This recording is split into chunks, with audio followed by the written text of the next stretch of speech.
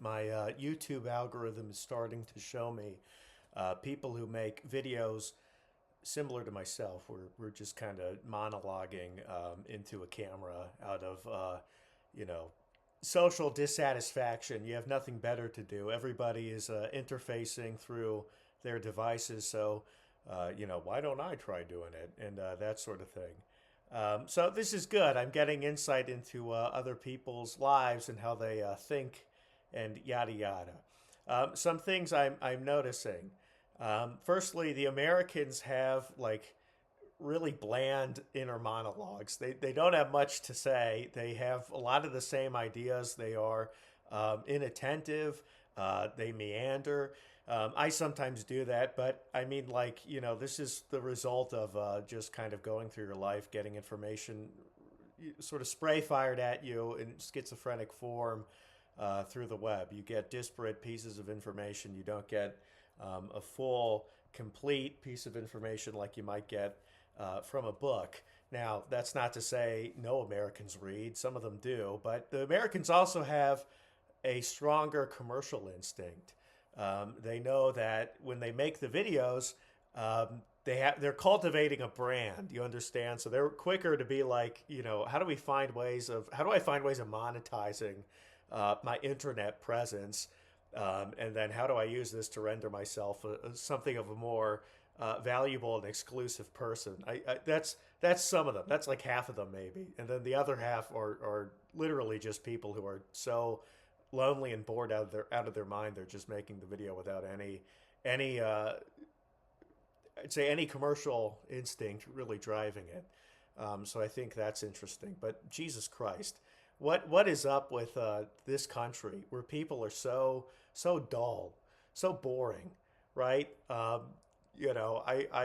finding videos of people. See, my algorithm is like it's a clicking, with my personality, and it's recommending me videos of people, criticizing or looking at, analyzing the effect of the internet on people and on, our relationships with others and whatnot. And I think it really depends on where you live. You know, what the internet means, right? Is it totally fictitious, or is it the case that when you go out in the world, it kind of reflects more of the internet than not?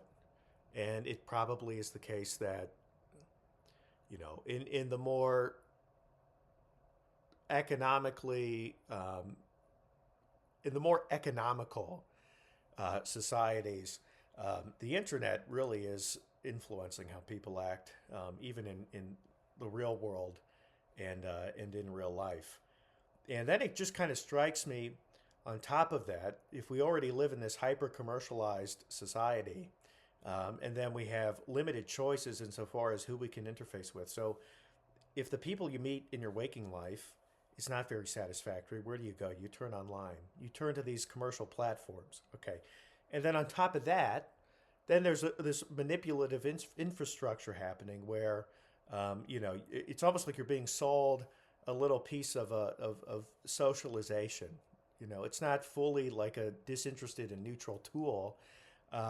You are being like given a slice of like, hey, look, here are the people who you could have in your life, but they're not there. And you better, watch this advertisement, or you better subscribe to their thingy, or you better this or that.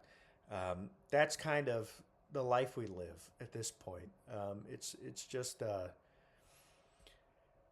although, I mean, I guess we have to work with it. But my point is, if we live in a super dull society, at least, I'll speak for a person from the States. This is a dull society.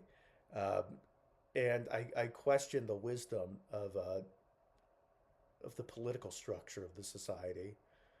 Um, and I question the wisdom of the community bonds that it offers. What can you do then? You have to find community through the web, I suppose. But then you have to do stuff in real life too, and you have to do stuff that I think ultimately ends up influencing the political structure of your society, and that's hard to pull off. But if you're trying to organize with people via the web, trying to find people who are not frustrating to hear from, um, I mean, you're sifting through a ton of garbage to do that, and then you're subjecting yourself to the perils of virality and of internet madness generally. So this is bleak. We really do live in a pretty bleak society. We just do. I don't, and then all this data, by the way, is like owned by the tech overlords. Um, it's fucking brutal. And then if you're somebody like me, who's like has a bunch of unpopular opinions and doesn't like democracy that much, you really aren't like you don't even have a proper political basis for questioning this stuff. Um, so I'm okay with democracy when it's not mass democracy, when it isn't a hellhole of brainwashed people. Um, that's it, pretty much. All right, that's my rant.